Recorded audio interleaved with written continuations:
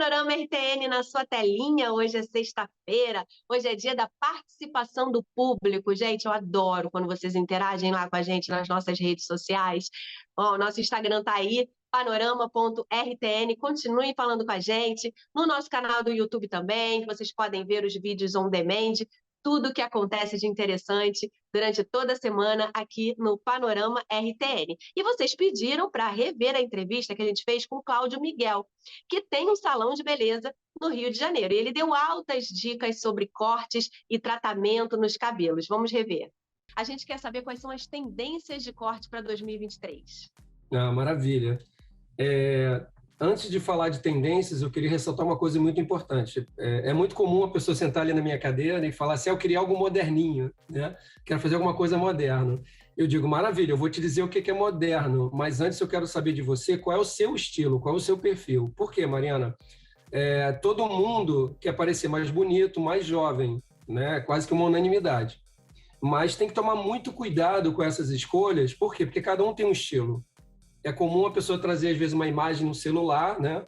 E aquela imagem, ela geralmente tem uma pessoa jovem, bonita, numa foto muito legal, e a pessoa quer aquele conceito. E aí eu pergunto, às vezes, o que você enxerga dessa imagem? Porque é muito importante a gente entender o que vai encaixar naquela pessoa e naquele momento também, né? Eu costumo, às vezes, dar um exemplo de uma vitrine de roupa, que geralmente as vitrines, elas têm roupas de moda, da tendência.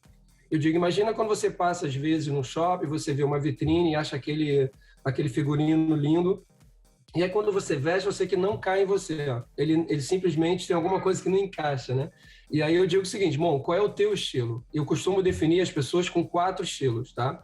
Ou ela é clássica, quer dizer o quê? Aquele cabelo chique, um cabelo forte, né?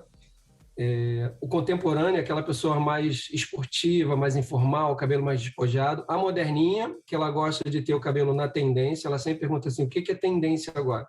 E as conceituais, que existe esse perfil, mas são menores, né? E geralmente nos salões mais comerciais é um perfil menor. Aquela pessoa, às vezes, que gosta de um undercut, que gosta de uma pegada um pouco mais conceitual, e nas cores também. Definindo isso, aí eu começo a falar, eu não deixo de informar o que é tendência, porque é o meu estilo, né? Você sabe, eu gosto muito de viajar, a minha base foi Estados Unidos, eu estudei lá, mas eu vou muito para Londres. E quando eu chego em Londres, você vê assim, projetos, às vezes, de 15, 20 anos na frente. E aí, o que eu faço? Eu costumo filtrar aquilo e fazer uma adaptação para o meu mercado, eu sou Rio de Janeiro, para que a pessoa se sinta bem, que esse é o verdadeiro motivo da gente estar ali, fazer a pessoa se sentir bem. Às vezes você faz um projeto super conceitual e a pessoa, nossa, isso aqui é muito para mim. Então, eu costumo dizer que nem menos quer e nem mais quer. O ideal é você entender o que a pessoa quer, como ela vai sentir melhor. Você ter também um senso estético, porque às vezes a pessoa ela vem com conceitos que são errados, muitas das vezes, né?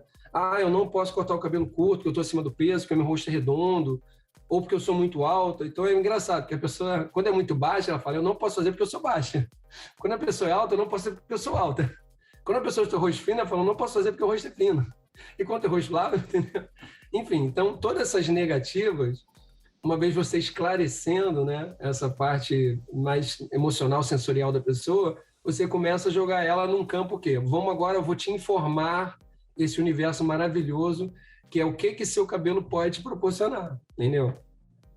Eu tenho, se você olhar ali no meu Instagram, eu continuo apostando muito no shag para cabelo longo, né? Aí vamos entrar agora no mérito das tendências mesmo, né? Para cabelo longo, tem o shag. O que é o shag? É um cabelo, uma releitura ali dos anos 80, que segue aquela tendência da franja, né? Uma franja Bardot, que é aquela franja cortininha. Ela é cortada assim, tipo um véuzinho. Como eu sou sagitariano e um pouco incansável, eu já desenvolvi uma franja dupla, porque aí eu já venho fazendo shag há algum tempo, né? Aí a cliente senta, putz, qual é a tendência? Eu falo shag, mas se você quiser um shag mais ousado, ou as pessoas que vêm refazer, de que tal a gente ser um pouquinho mais ousado? E a cortininha dupla, ela vem com um pouco de franja assim na testa, fica super legal, e ela maiorzinha caindo. Então, quando a pessoa prende o cabelo, ela dá aquele charme ali no rosto e tem a outra caindo. Então, fica super sexy, eu acho muito legal essa. Para cabelo médio, eu costumo fazer o... Existe uma releitura que eu estou fazendo, que é do long bob. Para mim, o long bob se tornou um clássico, né? O long bob era aquele Chanel que cresceu, se tornou um long bob. Que ele vem a ser um pouco mais curto, com a base mais reta. E aí, o que eu costumo fazer? Eu não gosto, às vezes, daquele cabelo muito duro, muito... Para mim, o cabelo tem que ter uma sensualidade, um movimento, né? Nada contra, às vezes, aqueles bobs clássicos que eu tenho algumas pessoas que vêm até muito comigo, porque é um cabelo muito difícil de fazer, né? Aquele cabelo totalmente geométrico. Mas eu costumo apostar no cabelo mais jovial um pouquinho, né, Mariana? E aí eu deixo as pontas mais irregulares um pouquinho, que aí fica aquele falso reto, né?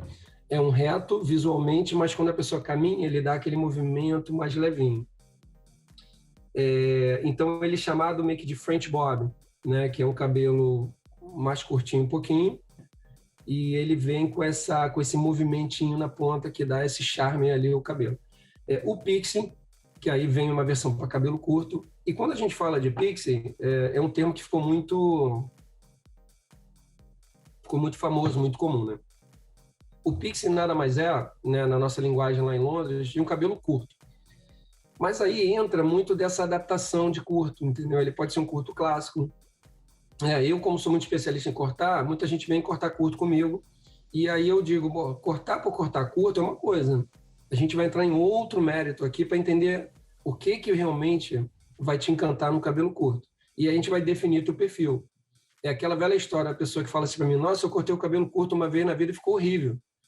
Eu fiquei horrível, ela se coloca, né? Eu digo assim, bom, se você me contar como que foi feito o corte, eu vou te dizer se foi o corte ou se foi você. Aí eu faço uma brincadeira. Por que um homem pode cortar o cabelo curto e ninguém fica botando o dedo nele na rua? Né? Os homens não têm um rosto perfeito. Então, às vezes, não foi você. Foi o corte da maneira que foi feito e, às vezes, não foi adaptado ao teu perfil. Você cortar um cabelo curto por si só, ele não é uma coisa assim que vai, de repente, te agradar. Entender esse perfil de curto. Porque você pode ter... de novo, é a questão do estilo. É muito importante você definir o estilo da pessoa. Eu sou uma das poucas pessoas no Brasil, e isso eu sei de uma grande diretora de uma marca, quando ela editou uns cursos que eu tinha, ela falou, só tem um cara na França que fala igual você, do visagismo emocional. O que é o visagismo emocional? Como que a pessoa se sente? As pessoas sentam na cadeira e falam assim, não, eu quero esse corte aqui, mas o meu rosto é assim. Eu digo, não, é como que você vai se sentir. Porque no final de um projeto, de um corte, você fala, nossa, eu estou me sentindo mais sexy, mais jovem, mais rica. Então, não é assim, eu estou parecendo. Por isso que o visagismo, para mim, ele é emocional primeiro e depois, sim, o físico, né? Como você vai adaptar, às vezes, um repicado, uma franja, né? Como que você vai compor, às vezes, aquele cabelo com mais movimento ali para poder gerar realmente a coisa mais harmoniosa no rosto da pessoa. Então, o visagismo emocional é muito importante. Então, quando eu entro no mérito dos curtos, eu procuro entender muito bem qual é o estilo da pessoa. Porque pixie, ele remete, de novo, a um cabelo curto, né? Mas ele pode ser um curto de diversas maneiras. Pode ser um curto bem bobzinho, ele pode ser um curto mais repicado, pode ser um curto mais clássico, às vezes a pessoa tem mais idade. Ele pode ser um curto bem conceitual. E tem um outro termo, que aí eu vou entrar... Essas três falas que eu falei para você são de perfis mais comerciais, tá? Então, você ali definindo a pessoa, o que eu costumo fazer? Esses são os looks mais comerciais. Se a pessoa quer partir para um caminho mais agressivo, existe o que a gente chama do wolf cut, né? O que é o wolf cut? É aquele cabelo que ele vem bem curto aqui, né, e mais alongado. Então, ele já é uma releitura ali de um punk, né, de um punk rock, naquela época ali dos anos 80, né, naquela versão inglesa dos punk rocks, né. Tem o mullet, que ele vem com as franjas curtas, e vem aquele mulletzinho, né, que foi um cabelo muito, muito usado. O Bowie fez isso, David Bowie fez isso, mas ficou muito marcado na capa de um CD dele. E tem o crop, que é pouquíssimo explorado. O que é o crop? É um cabelo mais curto ainda do que o pixie. E aí entra um caminho muito conceitual, entendeu? Então eu procuro esclarecer dessa forma, para que a pessoa, o poder de decisão dela fique mais fácil, né? E aí você começa a conversar ela começa a se ver, a se enxergar, e nessa fala mais informativa, mais educativa, esclarece muito, entendeu, Mariana? Para ela tomar uma decisão mais assertiva. Porque quando você apresenta esse cenário todo, ela começa a se enxergar em alguma daquelas categorias. E não, às vezes, se colocar, eu não posso isso, eu não posso isso, eu não posso isso, não. Eu sou muito positivo nesse sentido. Eu vejo as possibilidades, né, que a gente pode fazer e não todas essas negativas como empecilho, entendeu? Está sendo claro para você? Legal. Vamos ver, então, agora uma transformação feita pelo Cláudio? A gente vai começar a primeira parte. Eu vou fazer meio que um pré-corte para que eu não tenha que cortar o cabelo, né, às vezes 30 centímetros, 40 centímetros do cabelo. Eu faço simplesmente um pré-corte e depois eu começo a fazer a divisão que eu quero e aí corto em cima da proposta do corte. Ali eu já comecei a cortar, definindo o formato, o tamanho, analisando um pouquinho como é que ele vai cair no rosto dela, porque é uma coisa que é muito importante, é você definir o caimento do cabelo também com relação ao rosto, né? Eu já estou começando a fazer um cross-check, que é eu corto em um ângulo e volto a outro ângulo e dou muita atenção para essa parte de baixo, que é o acabamento do cabelo, que são as linhas que acabam sendo muito perceptíveis, né? Aí já dá para a gente ter uma noção de como ele ficou. A gente criou uma franja bem legal, bem desconectado, com um movimento bem solto em cima e um undercut embaixo. Achei que ela ficou muito bacana, ficou muito bonito o corte e ela ficou...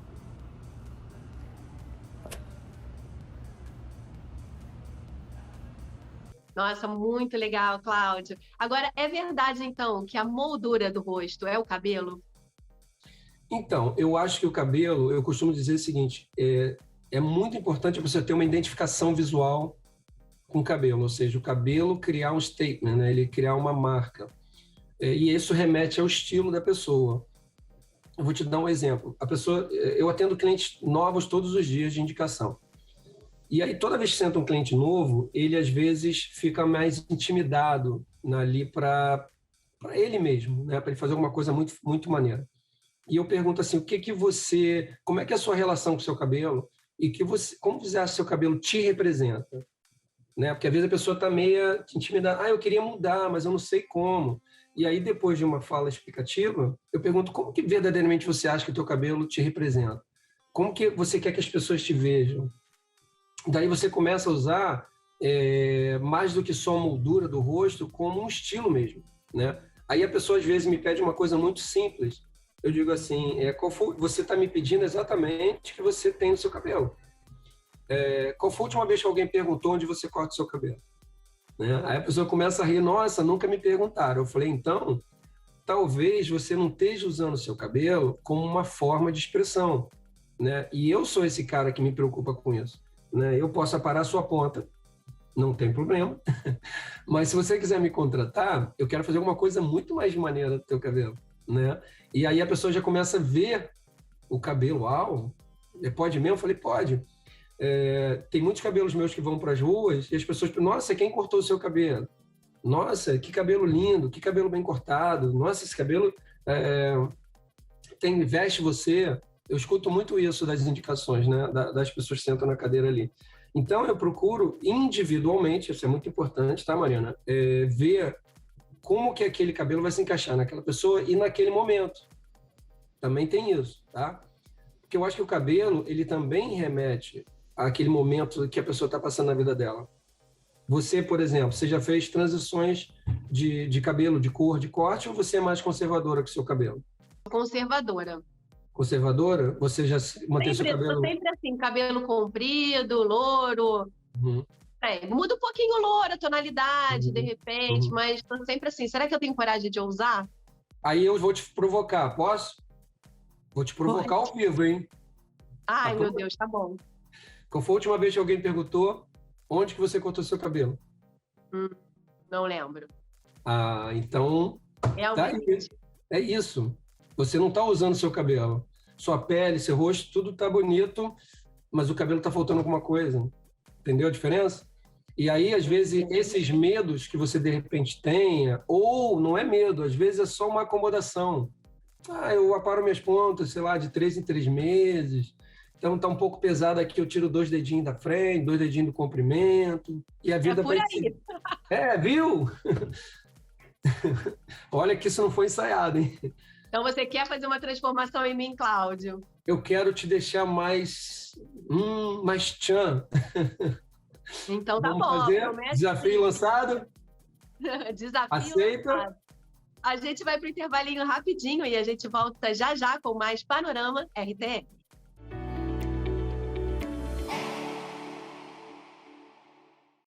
Acredite, você pode chegar até as crianças que mais precisam de ajuda. Com comida,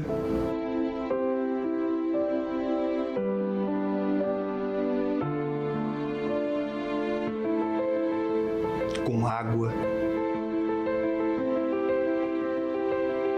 com vacinas,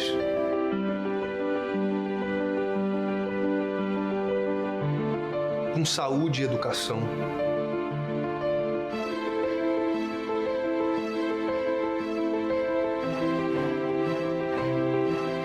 Com proteção e cuidado em emergências. Você pode chegar em mais de 191 países.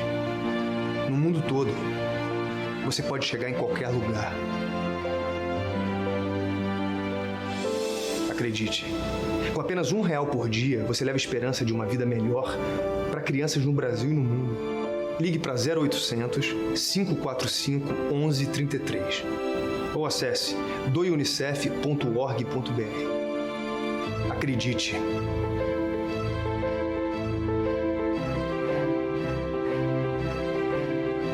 Você tem o poder da mudança.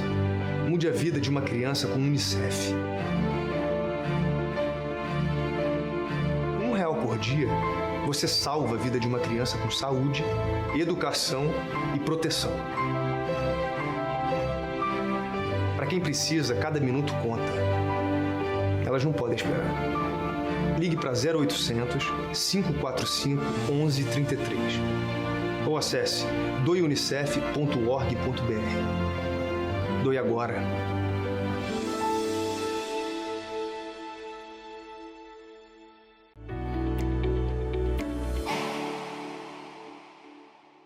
Panorama RTN está de volta. Eu estou aqui com Cláudio Miguel, que é proprietário de um salão no Rio de Janeiro e é especialista em tratamentos de cabelo, não é isso, Cláudio? Quais são as novidades nessa área? Então, você trouxe um aspecto muito importante, tá? Eu vou te falar por quê.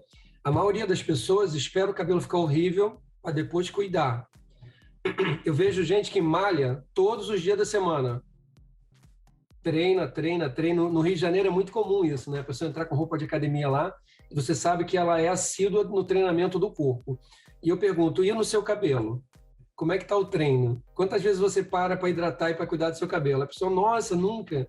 Eu digo, quer dizer, então que você não tem tempo de se dedicar 30 minutos no salão, mas tem tempo de treinar 1 hora por dia. É isso que você está falando. Na verdade, não. Na verdade, são prioridades que a gente tem na vida.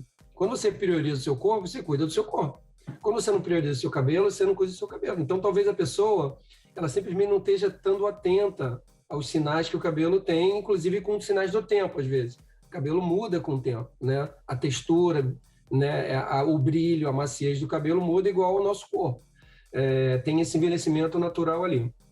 Então, eu sou uma pessoa extremamente cuidadosa com o cabelo. Eu digo o seguinte, o cabelo é uma matéria-prima que deve ser cuidada muito bem para que o corte e a cor reflitam de uma maneira muito mais positiva e, principalmente, Mariana, em casa, no dia a dia dela. Eu não gosto de ouvir o termo, nossa, ficou lindo no salão, mas em casa não ficou bom. Então, como eu sou perito em cortar cabelo, eu tenho uma técnica assim, que eu corto, eu seco natural, vejo a forma que eu cortei e não escovo o cabelo. Eu não modelo muito para que o cabelo funcione para a pessoa. Isso é muito importante, né? Eu, graças a Deus, pude estudar nas melhores academias, fui para Samsung, que é Londres, e a minha linha de cortar é precisão. Então, o cabelo realmente ele fica muito, muito certinho na cabeça, no sentido técnico ali. faz com que o cabelo cresça de uma maneira muito melhor, ou demora, teoricamente, sair o corte. E então eu tenho muito cuidado, às vezes, com uma pessoa de cabelo, que o cabelo saia, ou seja, o que fica realmente Porque as pessoas, às vezes, são preocupadas com o que sai. Eu quero tirar 2 dedinhos, 3 dedinhos, 4 dedinhos. Eu digo, olha, isso é super legal, mas o que fica? O que você vai levar para casa? Isso é que é importante a gente ter atenção aqui, para que você possa realmente ficar feliz com o cabelo, né? Então, vamos pensar como que ele vai projetar no seu corpo, como que ele vai ser o movimento dele, e não simplesmente assim, eu vou tirar 2 dedinhos, 3 dedinhos. Então, a fala é diferente, entendeu, Mariana? Aí a pessoa já começa a visualizar isso. Dessa forma, eu já começo a falar assim, bom, e qual é o seu perfil? Você é uma pessoa que tem alguns perfis, que eu tenho até um curso muito interessante sobre isso, tá? Como é que é o perfil do cliente? Tem a cliente que é sensorial, que ela ama as coisas pelo cheiro. Tem a cliente que ela é mais paciente, que ela gosta de fazer as coisas em casa. Desculpa, no salão, ela gosta de ser cuidada, ela gosta de ir para o salão, né? Ela quer aquele momento, aquela experiência dela ali no salão. Tem a pessoa que já é mais prática, que ela quer entrar e sair rápido, e às vezes ela cuida em casa, né? Tem a pessoa mais luxuosa, que ela gosta de comprar coisas mais caras, e tem a pessoa mais econômica, que ela gosta das coisas mais simples e mais baratas, né? Diante disso, você observando esse perfil, fica mais fácil você mapear e saber o que você indica para ela. Então, por exemplo, para uma pessoa que gosta aquele sensorial no salão, a gente tem uma cadeira de cromoterapia, aí tem a luz, a gente bota a toalha, né? Então ela fica mais assim, tem aquela experiência no salão, né? Ela curte aquele momento. Se ela é mais sensorial, a gente tem os olhinhos, as fragrâncias, para ela ter aquela sensação também, né? de relaxamento no salão. A pessoa prática, a gente às vezes não abre mão de cuidar. E aí, remetendo à tua pergunta, existem as ampolas, que eu gosto muito de cuidar do cabelo, né? Eu tenho esse perfil. Então, assim, quase que 50% das minhas clientes, elas tratam o cabelo, né? Elas cuidam do cabelo, porque eu começo a despertar essa consciência, né? Eu sempre elogio muito bem quando o cabelo chega com uma cor bonita, bem tratado, né? Ontem, por exemplo, atendi a Priscila, que é uma cliente querida, muito antiga. Falei, nossa, Priscila, a cor do teu cabelo tá linda, teu cabelo tá brilhoso, tá bonito. Ela falou, nossa, mas você brigou comigo da última vez, que meu cabelo tava feio, que não tava me vestindo, que eu não tava me apresentando bem. E eu comecei a cuidar no verão. Eu falei, viu, e agora? Como é que você se sente? Falou, pô, melhorou muito meu cabelo. Então, isso é que eu tô ali também, como meio que um coach, entendeu, Mariana? Não é só cortar. Você tem que praticamente pegar na mão da pessoa e cuidar dela. Esse que é o meu papel ali.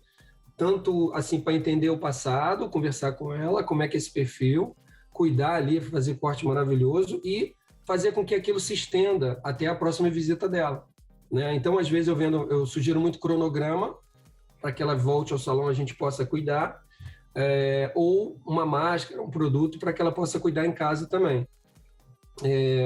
Tem esse perfil da pessoa que é prática, que a gente faz, às vezes, um tratamento acoplado ali no corte, e tem a pessoa também que faz as cores, né? Existe uma coisa que eu faço muito na cadeira, Mariana, que é esse conceito de imagem. O que quer dizer isso? Vamos supor que você sente na minha cadeira. Vou usar você como exemplo. Posso? Claro. Não tem problema se no final dessa fala você vai querer ficar ruiva, de franja, cabelo curto. Oh, meu Deus. Não tem problema. Vai lá. Não vou por esse caminho, não. Tô brincando. Vamos supor que você fale para mim, poxa, Cláudio, eu sou uma pessoa mais conservadora, tô com meu cabelo longo e loiro durante muito tempo, né? E aí eu vou começar a te explicar, Mariana, como que você seria, por exemplo, com seu cabelo castanho de volta? Esteticamente e prático, no lado prático. Que quer dizer o quê? De repente eu tenho fios brancos, eu tenho que retocar mais. Aí eu digo o que acontece. E se a gente voltar para um caminho mais natural, quando você tinha 20 anos, como é que era você aos 20 anos? Que remetiam com o cabelo mais levinho, talvez mais espontâneo. Aí você começa a imaginar aquilo ali. E você já mudou, já pensou em botar um cabelo mais quente, um pouquinho mais ruivo? Ou ficar com louro bem forte? Aí já começa a ter uma fala nesse conceito estético de cor. E isso conversa muito com o perfil do corte. Por quê? Se a gente apostar num corte mais moderno, e a pessoa for moderninha no corte, fica 2 projetos mais agressivos. E aí aquelas pessoas mais ousadas mesmo ali em cima. Se a pessoa quiser, não, eu queria usar no corte, mas eu quero manter a cor. Então ela vai ser usada de uma forma e menos de outra. Ou eu vou ser um pouco mais conservadora no corte, mas eu quero uma cor mais ousada. Então tudo isso eu tenho que identificar ali nesse conceito, nesse bate-papo. Porque às vezes eu pego uma pessoa que o corte tá lindo e a cor não tá legal, né? Vou te dar um exemplo. Eu atendi uma pessoa há pouco tempo, ela veio de Minas, né, trazida pela mãe pela primeira vez, e o cabelo dela estava muito repicado, até mais do que eu teria feito. E ela reclamou, falou: mas meu cabelo é muito pesado. Eu digo: olha, eu vou te explicar uma coisa que talvez você não tenha visto. Seu cabelo está mais repicado do que deve, só que como ele é muito preto, ele é monocromático, ele está chapado na sua fisionomia. A cor do seu cabelo que tá pesando, tá te deixando mais, não tá te dando essa sensação que você quer, né? Aí ela falou: nossa, mas eu já fiz as cores e meu cabelo não fica legal. Eu falei: ótimo, quais foram as cores que fizeram? Como que fizeram? E aí no final dessa fala toda, ela aceitou a minha proposta. A gente fez uma cor que é tipo morena iluminada, que é uma coisa que eu queria falar, abordando um pouquinho de tendência de cores, que hoje eu tô sugerindo assim, pontos de luz e não muito cabelo, não muito, como é que eu te digo, Mariana? Mais espontaneidade na cor e menos cara de salão. Cabelos mais naturais, com pontos de luz para realçar, mas menos aquela expressão de cara de salão, entendeu? Baixa manutenção, né? E cabelos que realcem a forma do rosto, esse perfil, esse estilo dela de vida, e não tanto, às vezes, muito carregado, vamos dizer assim, tá? Eu respeito quando a pessoa: não, eu quero ser uma loura global ou muito lourinha, porque aquele é o estilo da pessoa, mas eu costumo remeter minha fala um pouquinho para esse caminho, entendeu? Como que você... Eu provoco, né? Como você se sentiria com um cabelo um pouquinho mais natural? Talvez não tão claro, não tão cara de salão. Você acha que ele vai te remoçar ou vai te envelhecer? Né? Porque tudo cai, Mariana, naquele ponto assim. Como é que você quer se sentir quando sair da cadeira? Mais jovial, mais natural? Não, eu quero um cabelo mais expressivo, mais forte. Não, eu quero um cabelo mais feminino, mais romântico. Tudo isso você consegue através desse mundo maravilhoso, né, que é poder cortar o cabelo de uma pessoa e transformá-la. E é uma ferramenta assim única e maravilhosa. Eu sou muito privilegiado de fazer o que eu faço, né? Eu estudei muito para fazer isso. Graças a Deus eu pude acessar grandes artistas aí no mundo, né? Eu tive o privilégio de viajar para muitas capitais aí através de mérito também com as marcas, né? Inicialmente eu fui da equipe da Sebastian, que é uma marca americana que extremamente conceitual e visagista. Depois eu fui para o time da Vela. Hoje eu estou no time da Alphapaf, né, no time artístico. Então eu tenho acesso a, né, informações. Fui muito para Londres, né? Por que Londres? Londres é para mim o berço do corte de precisão, que é onde tem a Academia Vidal Sassoon, e por consequência muitas academias giram em torno do que a Sassoon promove. A Sassoon é uma academia que ela promove 3 coleções por ano. E aí essas tendências vão sendo difundidas aí para o mundo, porque nesse prédio, inclusive eu estava vendo, essa semana eles lançaram The House of Sassoon, que é um prédio de 5 andares. E lá é um templo, né? Tem várias salas e as pessoas vão de vários países lá para estudar com os artistas, coleções. Eu até tenho uma experiência muito legal que eu fiz o que você está fazendo comigo, com vários artistas ali em 2018, 19, eu acho, não sei. Eu entrevistei vários artistas, né? Que eu estava com um projeto muito audacioso aí para a TV, e aí eu fui lá na academia e entrevistei vários artistas falando justamente eu fui mais pelo aspecto emocional dos artistas, né? Por que você é cabeleireiro? Por que você é educador? Como é que é a tua relação com esse mundo que vem aqui para dentro da academia, né? E foi uma coisa bem interessante, né? Eu também ajo como tradutor, como eu tenho um inglês fluente, eu levo às vezes equipes para lá, para as academias, e ajo como tradutor também, mediando esses cursos, né? Mas Com relação à cor, eu aposto muito nessa tendência, tá? Que converse ali com o perfil da pessoa e com o corte. E apostando um pouco mais no baixa manutenção, low maintenance, né? A gente chama em inglês, e remetendo sempre a um cabelo mais cuidado. E aí entra, respondendo um pouquinho dessa tua pergunta, porque se a gente faz um cabelo de baixa manutenção, os tratamentos ficam de uma forma mais fácil de cuidar. Então, tudo remete assim ao bem-estar do cabelo, a beleza, a pessoa se vê de uma forma segura, né? Que, né, eu amaria cortar teu cabelo, fazer algo no teu cabelo, que no meu salão, a pessoa na outra cadeira, ele fala, nossa, que lindo, tá? Aquela menina ali, que cabelo lindo ela ficou, entendeu? Porque isso é que é o grande mérito que eu me sinto feliz de fazer e as pessoas saem, né, com o olho brilhando, nossa, peraí que eu vou botar um batom, vou botar um brinco aqui, porque, né, tipo assim, o cabelo levantou tanto que a pessoa quer dar um up, né, no que ela tem, pode fazer ali, entendeu? Então vamos ver mais uma transformação feita pelo Cláudio? Vamos lá.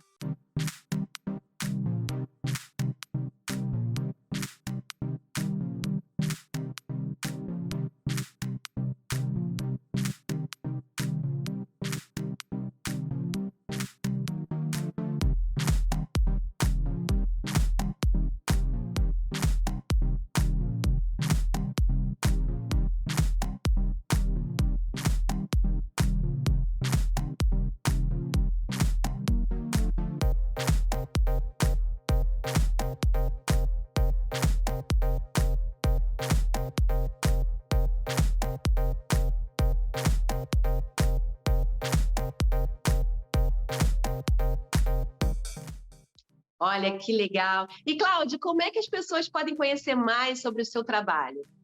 Bom, pelo Instagram, o meu Instagram é Cláudio Miguel Oficial. No Facebook também, né, tem o Cláudio Miguel. O meu salão fica situado no Shopping Downtown, na Barra da Tijuca. Rio de Janeiro. Rio de Janeiro. Bloco 1303. Estou muito feliz, eu estou de casa nova, né? Depois dessa confusão toda da pandemia, a gente fez um salão novo, né? Uma atmosfera extremamente artística, muito legal, vale a pena conhecer. Eu também tenho uma veia muito forte para educação, então em breve eu vou lançar o curso presencial, que as pessoas ficam me pedindo bastante, de corte, e também daqui a pouquinho inclinado para fazer isso no online também, para poder contribuir com pessoas que não estão ali no Rio de Janeiro e não têm acesso também de maneira simples, né? Então, assim, estou bem acessível, pode entrar ali, mandar mensagens, perguntar no que eu puder contribuir, né? Vai ser um prazer. E receber lá também, né? Para poder fazer um projeto muito legal, né? Tá certo, Cláudio. Muito obrigada pela sua participação. Estou indo lá, então, para você fazer uma transformação no meu cabelo, tá certo? Tá desafio. Desafio lançado. Show. Obrigado pela entrevista, foi maravilhosa. Valeu, um beijo. Obrigada, tchau, tchau. Valeu, tchau. Panorama RTN vai dar um intervalo rapidinho, a gente volta já já.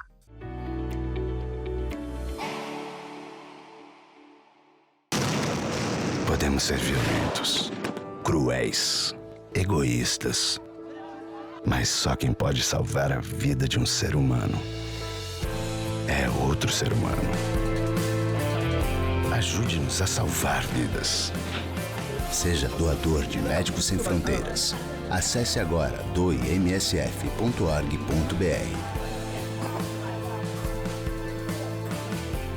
Nos cantos esquecidos do mundo, em conflitos armados, nas epidemias, quando a fome ameaça a sobrevivência, há seres humanos, pessoas que precisam de cuidados de saúde, vidas que precisam ser salvas. Seja doador de Médicos Sem Fronteiras. Acesse agora doemsf.org.br. Médicos Sem Fronteiras. Precisamos de você para salvar vidas.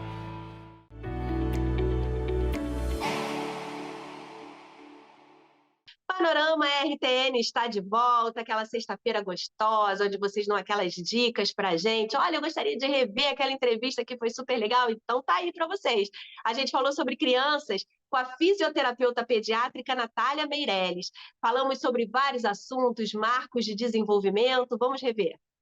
Panorama RTN está de volta. Vamos falar agora de crianças. A gente recebe aqui a fisioterapeuta pediátrica Natália Meirelles. Natália, muito obrigada pela sua participação. Obrigada a vocês pelo convite.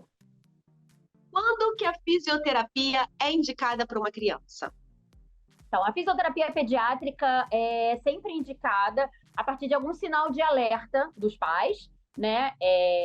Que algum marco do desenvolvimento motor não esteja sendo alcançado, ou em caso de prematuridade, né? Toda criança prematura precisa de fisioterapia pediátrica, né? E uma vez que alguma patologia seja pré-diagnosticada no período pré-natal, a gente também já acende um alerta da necessidade da fisioterapia logo após o nascimento.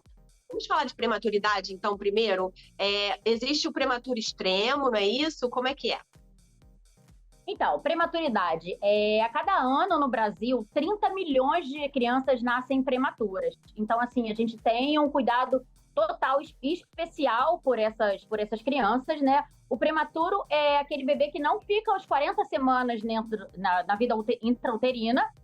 Então, ele não atinge a maturidade necessária, né? Não é à toa que a gravidez demora 40 semanas. A gente precisa desse tempo para que a criança tenha toda a maturidade de órgãos, de controle neuronal e tudo. A partir do momento que a criança nasce, tem alguma ou qualquer intercorrência, se a criança nasce antes desse período, é considerada uma criança prematura. Prematuro extremo, quando nasce com aqueles até risco de morbidade, quando nascem muito pequenininhas, ou prematuro, que até é considerado prematuro até 38 semanas. Certo. E aí, com a fisioterapia, essa prematuridade, essa idade pode ser corrigida ao longo dos anos? Como é? Então, a gente corrige a idade da seguinte forma. A gente parte do princípio de que ela teria que estar 40 semanas dentro da barriga, né? Se ela nasceu de 26 semanas, então a gente faz essa continha. Então, de 40 menos 26, quantas semaninhas ela precisa para estar com essa idade corrigida? E assim a gente vai fazendo essa conta até os 2 aninhos de idade da criança. Então, uma criança que normalmente atingiria a marcha aos 12 meses, né, com 1 aninho, essa criança prematura provavelmente vai demorar um pouquinho mais, porque a gente dá esse desconto dessas semanas que faltam. Então, muitas vezes a gente tem de idade cronológica os 12 meses, mas de idade corrigida ainda não tem. Ela teria 8, 9 meses. Então, a gente dá esse tempo para ela e a gente estimula precocemente para que ela atinja os marcos. E aí, a partir dos 2 anos, a gente para de corrigir e a gente espera que aos 2 anos ela esteja já com todos os marcos atingidos, né, os principais marcos da infância. Daí diante a gente para de corrigir, para de falar que é pequenininho, que nasceu menorzinho e tal, e aí a gente começa a contar normalmente a idade. Pois é, eu te perguntei isso porque eu tive uma filhinha que ela nasceu com prematuridade extrema, ela nasceu com 26 semanas. Acho que antes de 28 semanas é considerada prematuridade extrema, né? Sim, a gente usa esse termo prematuridade extrema porque é um período que a gente precisa de uma atenção mais especial, né? É um período que a gente tem maior chance de comorbidades, 82%, cerca de 82% de crianças nascidas até 28 semanas vão ter alguma sequela, vão ter algum probleminha futuro. E por isso a gente dá essa atenção. Depois das 28 semanas, ela já está mais ou menos dentro do peso, dentro do tamanho que ela nasceria com 40. Então, assim, só falta um pouquinho da parte pulmonar, falta a parte neurológica e tal, mas não tem tanta preocupação por causa do baixo peso e do baixo tamanho, como na prematuridade extrema. Certo. Aí você falou muito dos marcos de infância, né? Quais são esses principais marcos do desenvolvimento? Então, nós temos marcos com todas as idades. E isso é muito importante para os pais ficarem atentos, porque é um sinal de alerta para a gente, né? Opa, ele não está fazendo isso no tempo esperado. Então, assim, com 3 meses de idade, a criança já precisa estar sustentando a cabecinha. Então, ela já precisa estar de barriguinha para baixo, olhando tudo e sustentando a cabecinha. Aos 6 meses, essa criança precisa estar sentada já quase que sem apoio.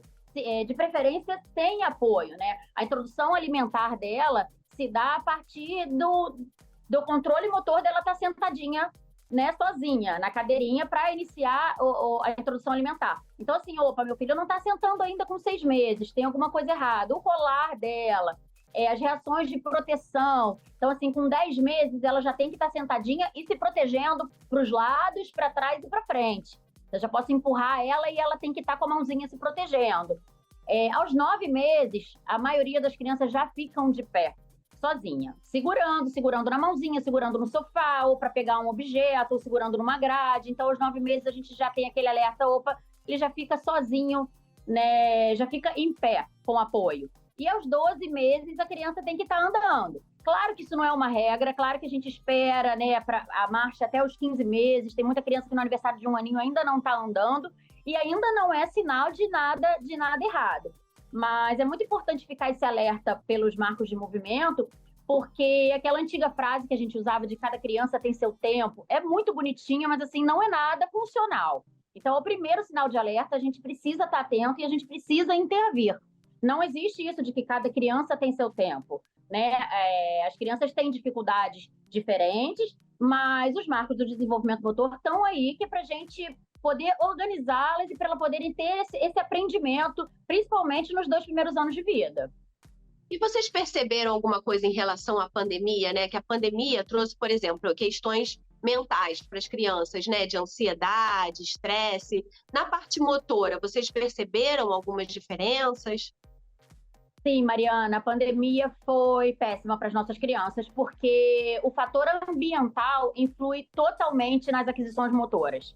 Então, na experimentação, na coordenação, na destreza, isso tudo influencia muito. Fora o afastamento dessas crianças na primeira infância da escola, que é fundamental para elas. É o convívio com outras crianças, o manuseio, o entendimento do seu corpinho no espaço, as brincadeiras, a sociabilização. Então, isso a gente teve bastante prejudicial. Eu acho até que para os fonoaudiólogos foi até um pouco pior do que para a fisioterapia, porque o atraso de falas que foi o que a gente mais viu. Então, assim, vi nos meus pacientes também esse atraso de fala, a gente precisou dar um descontinho, a gente precisou reorganizar aí essa questão junto com o fono, com o TO, porque houveram, sim, atrasos, mas nada que a gente não possa recuperar, né? Não foi tanto tempo assim, né? E a criança, graças a Deus, recupera muito rápido isso, né? Então, acredito que não ficaram muitas mazelas disso aí, não. Tá certo, a gente vai dar um intervalinho e a gente volta já já com mais Panorama RTM.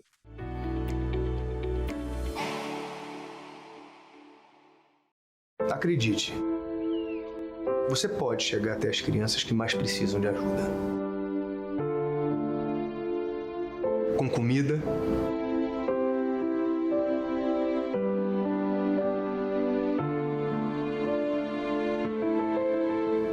com água, com vacinas,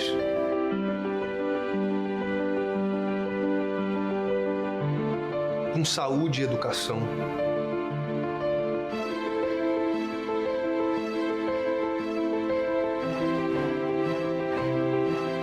Com proteção e cuidado em emergências. Você pode chegar em mais de 191 países. No mundo todo, você pode chegar em qualquer lugar. Acredite, com apenas R$1 por dia, você leva a esperança de uma vida melhor para crianças no Brasil e no mundo. Ligue para 0800 545 1133 ou acesse doeunicef.org.br. Acredite.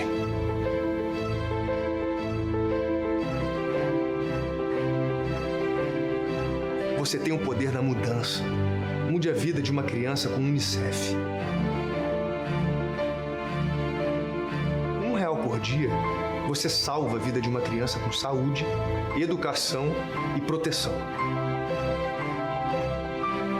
Para quem precisa, cada minuto conta. Elas não podem esperar. Ligue para 0800 545 1133 ou acesse doeunicef.org.br. Doe agora.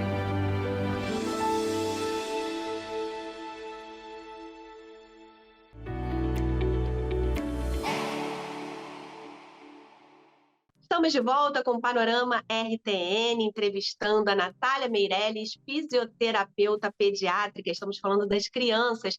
Falando nisso, O andador, afinal, ele é indicado ou ele não é indicado para as crianças?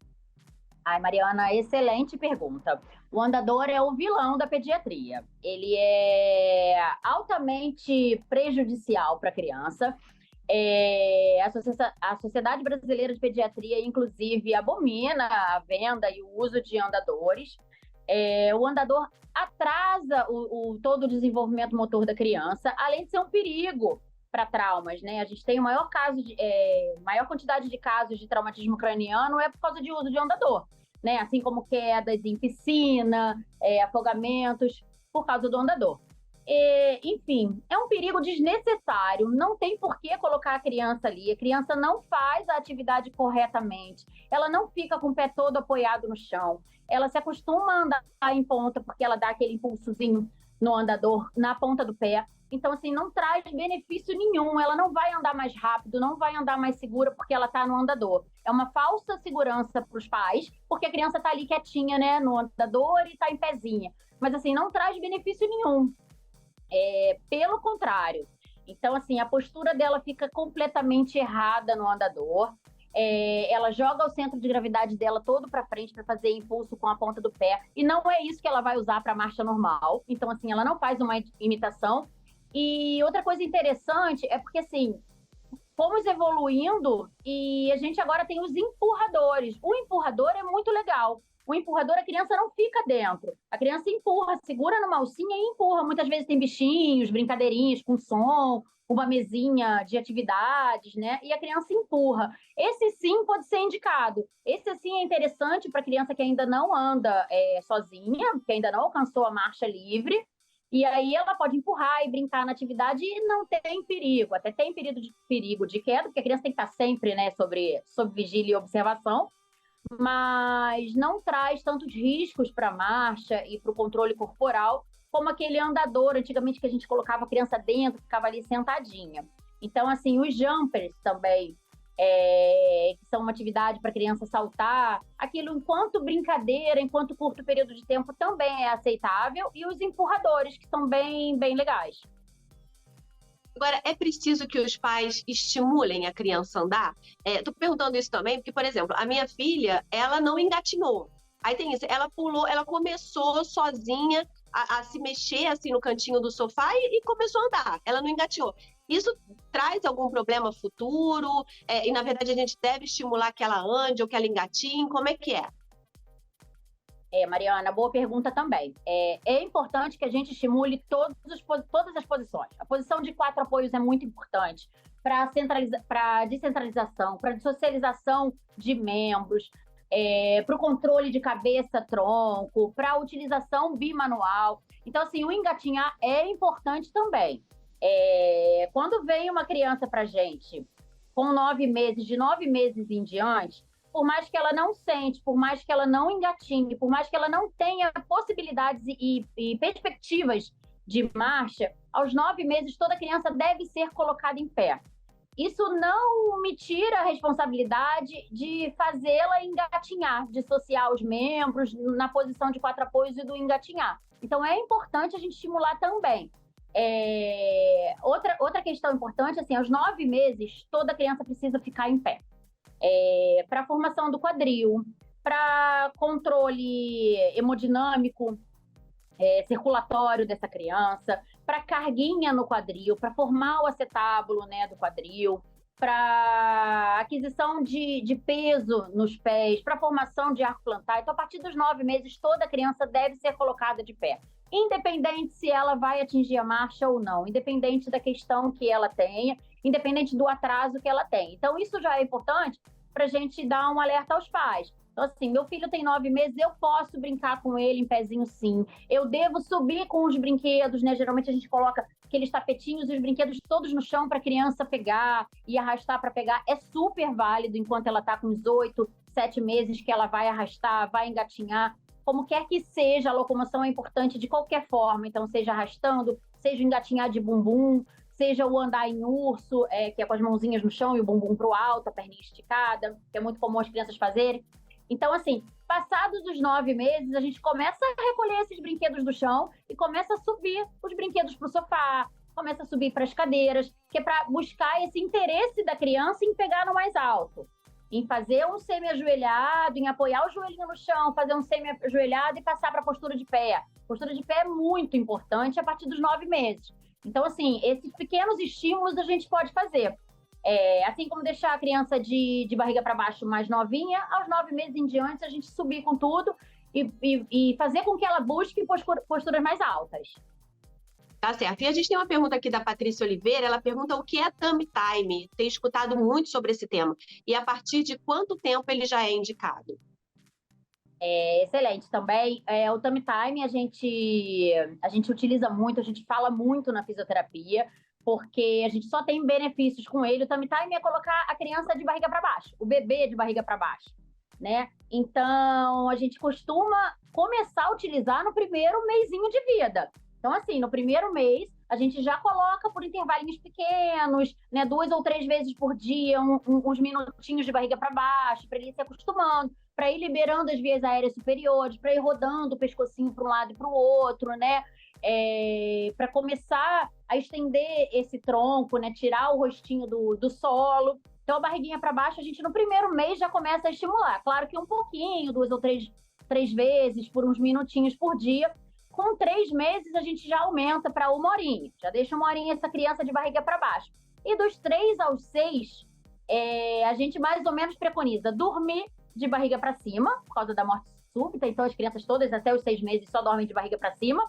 E enquanto estiver acordado, é barriga para baixo. Então, é barriga para cima para dormir, tá acordado, barriga para baixo. Bebezinhos até os 6 meses dormem bastante tempo. Então, dormir barriga para cima e acordado de barriga para baixo, que é fundamental para o engatinhar, fundamental para a extensão de tronco, para o melhor controle motor, para ele sentar futuramente. Tá bom? É o tummy time. Tá certo.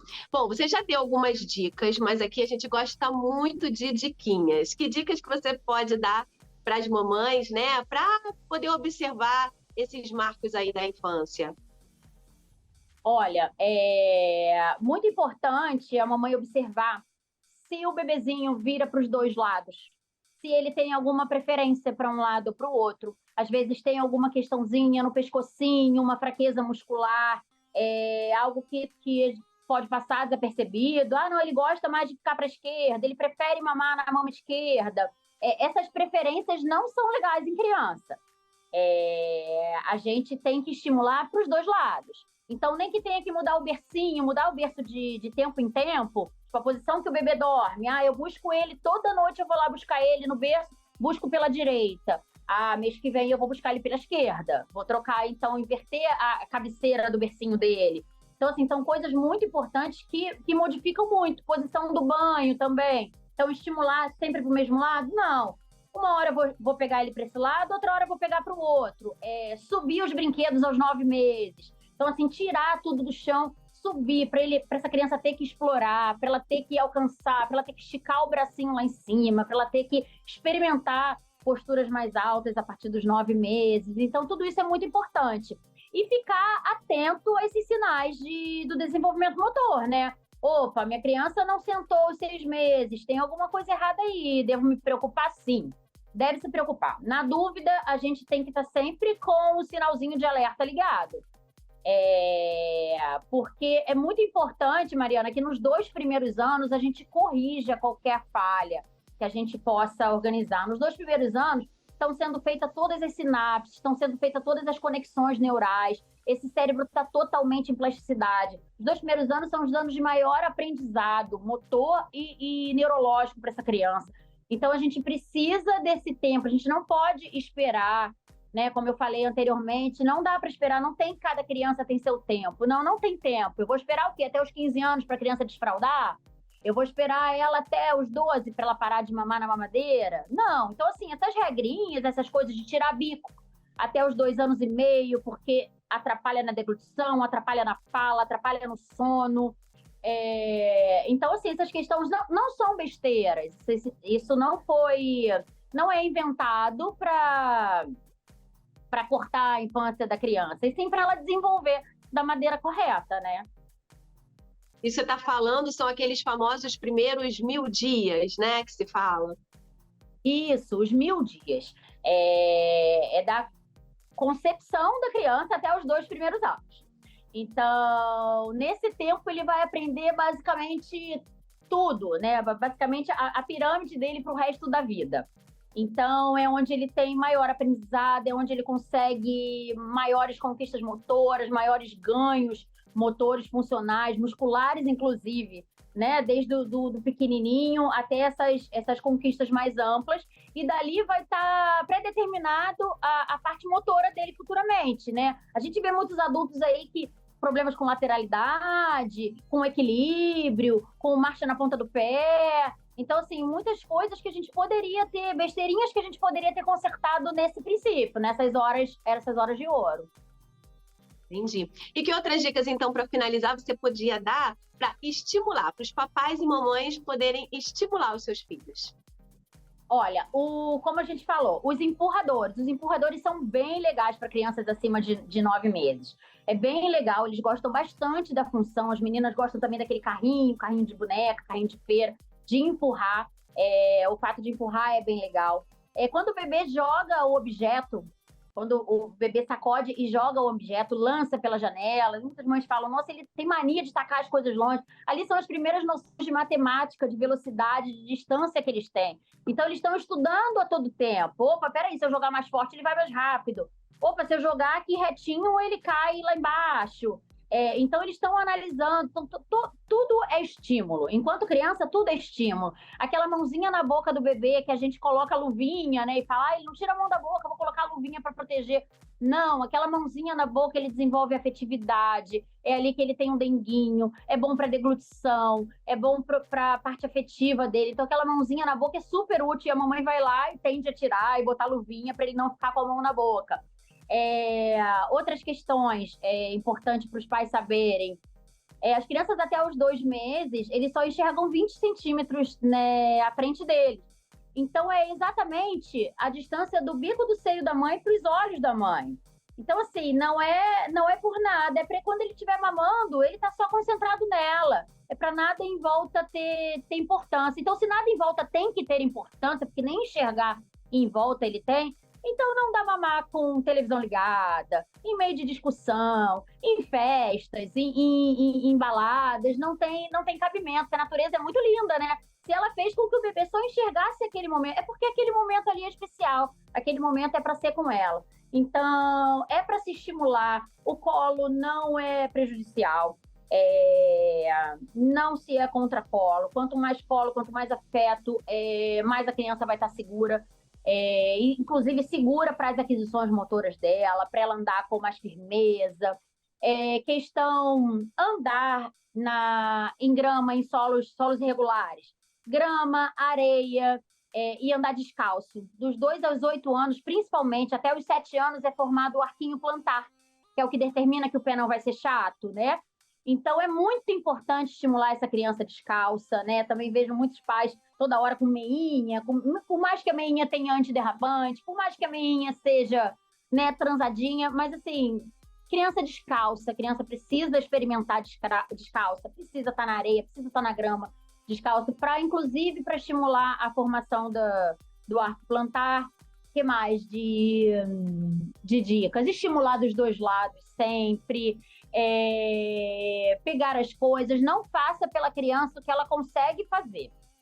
Isso acho que é uma diquinha também importante, que a gente tem que estar sempre lembrando, inclusive eu como terapeuta, você como mãe, e a gente vai avisando as outras, né? Não faça pela criança o que ela consegue. Então, assim, se ela consegue pegar o brinquedinho, não pega o brinquedo e dá na mão dela, né? Se ela sacudiu o brinquedinho até a mãozinha fadigar e o brinquedo caiu, deixa ela pegar de novo. Deixa ela sacudir de novo, né? Ela está experimentando, ela está controlando a parte motora dela, a parte neurológica, ela está ajustando aquilo ali. Então, não faça pela criança o que ela consegue fazer sozinha. Tá certo, Natália. Muito obrigada, tá, pelos seus esclarecimentos. E como é que o público encontra mais sobre o seu trabalho? Eu que agradeço o convite. Estou lá no Instagram e no Facebook. Físio Natália Meirelles. Natália com TH, Meirelles com L só. E o Panorama RTN fica por aqui. A gente volta na próxima semana com mais novidades. Tchau, tchau.